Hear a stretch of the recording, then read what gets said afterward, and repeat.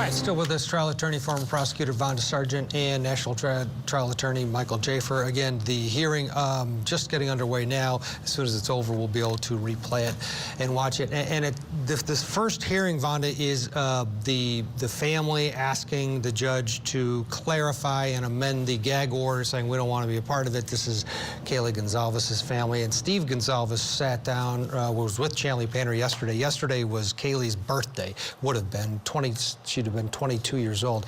And I want to play a little bit. This family has been very involved. Every family reacts differently. He has been out there. He has been very vocal about his feelings towards the defendant. He believes he's guilty. He wants the death penalty in this case. He also talked to Chanley about the house where it took place. The university owns this house now, and he doesn't want them to tear it down because he believes it could have some evidentiary value. Let's listen to Steve, and then I'd like to get your opinion on this little angle here, whether the house where this all took place should be torn down or not. Here's Steve Gonzalez. We communicated with some other families. There's 3 families that are concerned with that. We're trying to make sure that that all the proper steps are done.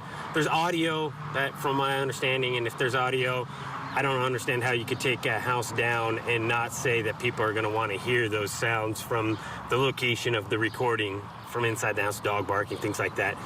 So we'll try to do everything, and something like that is just evidence. It's not for or against, it's just evidence, so that's why we're trying to protect it. Michael, do you agree with that? I fully agree with that. Again, your heart breaks for the family and for the parents, and again, the evidence does not look good. But and my fellow defense attorneys would cringe if they heard me say it kind of looks like this guy did it. But I don't know. I'm not looking at the evidence, but I agree with Vonda. Like it's tough. There's no winners. No matter what happens, whether he gets convicted, acquitted, whether he did it, didn't do it. There's no winners. 4 innocent people had their lives viciously taken from them, and we're talking about a piece of evidence.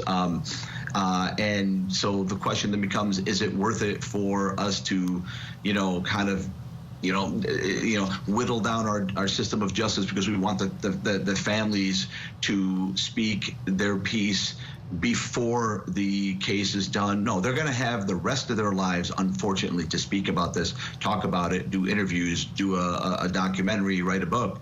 It's just not the right thing to do right now, and the court is doing the right thing. Put yourself in the court's in the court's place. You have to have control. If you don't have control, then you have no place. What are you doing, right? You have to control the proceedings, not to protect the defendant. The defendant is not the person that they're trying to protect at this point. It's the system. The system is more important than the defendant. The system is totally imperfect. It's always going to be imperfect.